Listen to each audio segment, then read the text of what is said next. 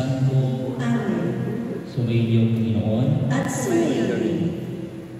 Mga kapatid, nanawagan kay Yesu Kristo upang ating kapatid na yumaho ang pagkalooban ng awat kalinga. Panginoong Yesu Kristo, sa pagkain mo ng buhay para sa lahat, ipinamalas mo itong malasakit ang paglinga. Panginoon, kaawaan mo kami. Panginoon, kaawaan mo kami. Panginoong Yesu Kristo, sa iyong magay sa kamatayan, nakiisa ka sa aming pagkalagayan. Kristo, kaawaan mo. Panginoong Yesu Kristo, sa iyong pagkabuhay, pinatatak kailanman sa pamagitan ng Yesu Kristo kasama ng Espiritu Santo magpasawalang. Amen. Magsipin ko ang lahat. Kung hindi gayon, sinabi ko na sana sa inyo at parang ako pang ipaganda ko kayo ng matibirhan. Kapag naroon ako ng ipaganda ng inyong matibirhan, babalik ako sasama kayo sa kinaroonan ko. At alam niyo daan ako sa pupuntahan ko. Sinabi sa kanya ni Tomas, Panginoon, di pa namin alam kung saan kayo pupunta. Paano namin malalaman at sumagot sa Jesus, ako ang daan, ang katotohanan at ang buhay. Walang makapupunta sa ama kundi sa pamagitan ko.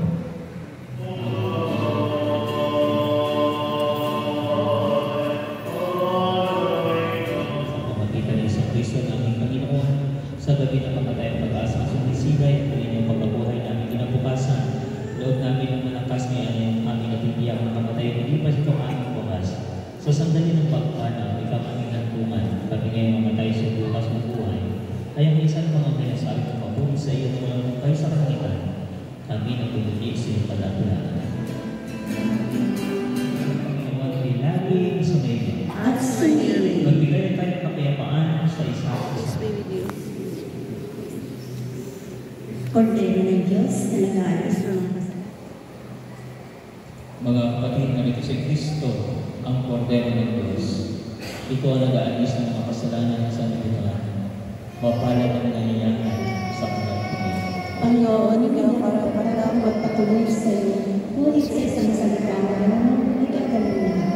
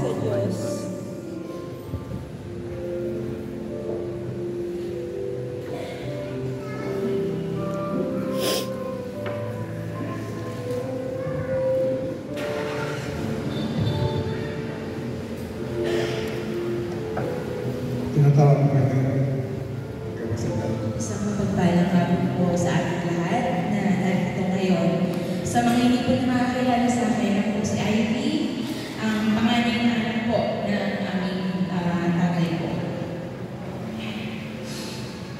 Alam niyo po, itong mga nakaraang araw, pang sinamay, ang dami po nagsasabi sa amin, alam niyo, proud na proud ang tatay ninyo sa inyong mga kapatid. Ilang beses ko namin narinig yun. Doon kahit nabubuhay pa siya, marami na po siyang mga kaibigan at kakilala na nagsasabi mo na proud sa inyong tatay nyo, napakabait niyo magkakapatid, wala siyang naging problema sa inyo.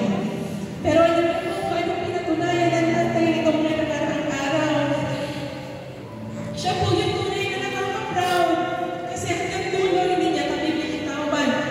Simula ko nung unang nangyari yung pagkatak niya ng February 1, buhos ko ang tulong, mga dasal at pag-alala na natatanggap namin sa inyong lahat.